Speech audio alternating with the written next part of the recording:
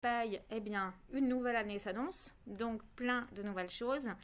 La transition par rapport à votre pouvoir d'achat, là encore, pour inciter les entreprises à donner du pouvoir d'achat dans des conditions optimales, eh bien, la loi Pacte avait, dans son projet, prévu une suppression du forfait social. Eh ben, on n'attend pas la loi Pacte, qui n'est pas encore votée, qui fera sans doute l'objet des prochaines réunions en 2019, mais d'ores et déjà, le forfait social, qui est quand même une cotisation sociale importante pour les employeurs, eh bien, est supprimé donc, pour les accords d'intéressement dans les entreprises de moins de 250 et pour les accords de participation, donc non obligatoires dans les entreprises de moins de 50.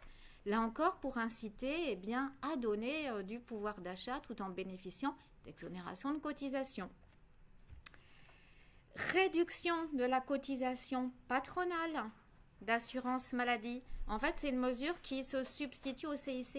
Quand le CICE a été mis en place il y a quelques années, le MEDEF, pendant 3 ans, a hurlé en disant oh non, mais c'est pas bien, nous on voudrait des baisses pérennes de charges parce que voilà.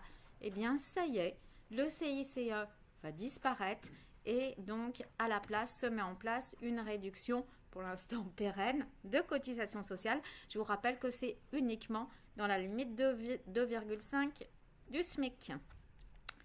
La réduction Fillon, elle aussi, va s'étendre. Vous voyez, au 1er janvier, elle s'étend sur les cotisations de retraite. Et au 1er octobre, elle s'appliquera également sur les cotisations chômage. Donc là encore, au niveau de l'entreprise, allègement important de charges. Puisqu'en fait, au niveau du SMIC, on va vers une exonération totale des cotisations, hors bien sûr régime de prévoyance et mutuelle. Pour rappel, je le précise parce qu'on a eu des contrôles URSSAF qui à chaque fois soulignaient le sujet, les réductions Fillon et les CICE ne s'appliquent pas aux dirigeants de sociétés qui sont assimilés salariés. Ça, je préfère le rappeler parce qu'on trouve parfois, même dans des logiciels de paye connus, il suffit que ce soit mal paramétré. On a vu des Fillon ou des CICE sur donc des dirigeants. Ça n'existe pas. Alors, Hélène n'a pas pu matériellement remettre à jour le support.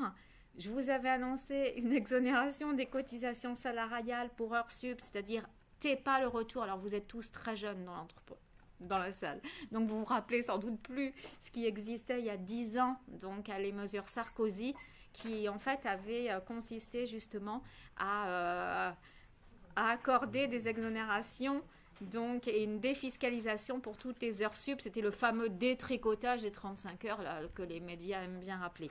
Eh bien, ça se remet en place non pas au 1er septembre comme c'était annoncé, mais dès le 1er janvier, d'après les annonces de mardi soir.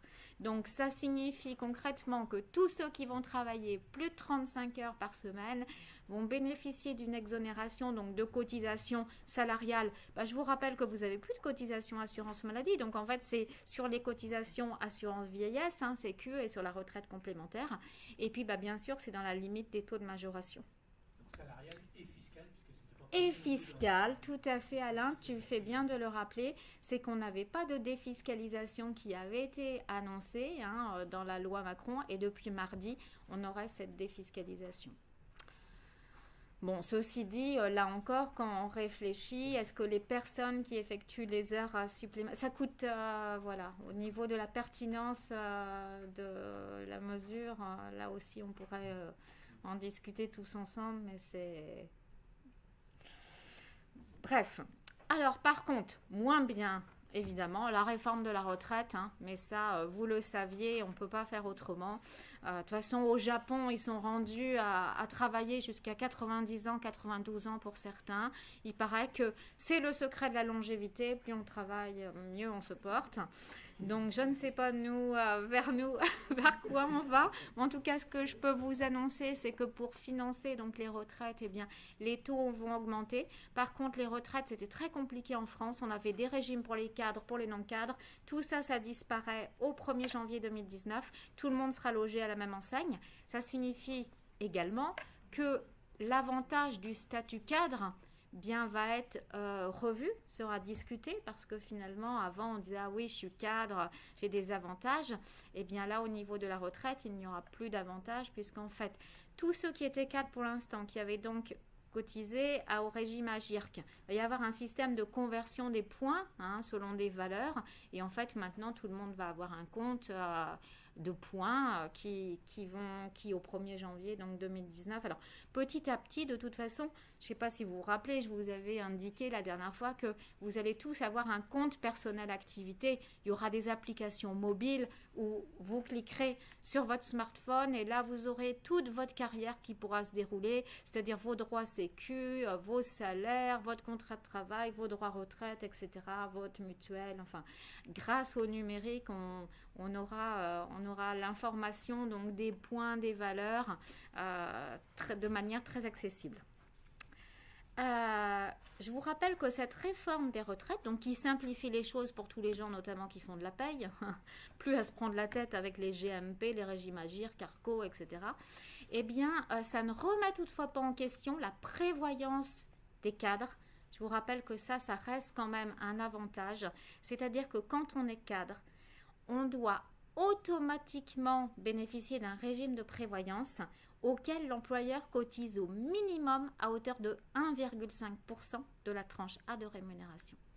Et si ce n'est pas le cas, eh bien l'employeur, en cas de sinistre, serait condamné à verser aux ayants droit plus de 3 fois le plafond annuel de sécurité sociale. Donc il ne faut pas omettre de vérifier ce sujet-là. Plein de chiffres, je ne vais pas vous inonder avec ça, si ça vous intéresse, vous irez donc plus en détail dans le support, évidemment. 2019, donc on revalorise le plafond sécurité sociale, donc qui est une référence pour le calcul des cotisations sociales, les avantages, y compris les avantages en nature logement, les limites d'exonération des allocations forfaitaires pour les repas, c'est-à-dire quand on ne rembourse pas au réel les salariés qui sont amenés donc à déjeuner à l'extérieur ou à dîner à l'extérieur, eh bien, on a des limites d'exonération qui sont tolérées par l'URSSAF. La loi de financement, juste quelques bribes au niveau de la paye. On sait que cette loi de financement, eh bien, elle prévoit pour les contrats d'apprentissage une suppression des exonérations de cotisations patronales au 1er janvier, mais également la suppression de l'assiette forfaitaire. C'est-à-dire que pour les apprentis jusqu'à présent, lorsque on cotisait pas sur le salaire brut total de l'apprenti. On cotisait sur une assiette forfaitaire. En fait, l'assiette forfaitaire, c'était le salaire brut moins 11% pour la majorité des cas. Eh bien, c'est supprimé. Maintenant, les cotisations se feront sur la base du salaire réel. Donc c'est ça qu'il faut retenir. Soyez pas étonnés si la physionomie des bulletins de paye change. Donc ça, ce sera à compter du 1er janvier 2019.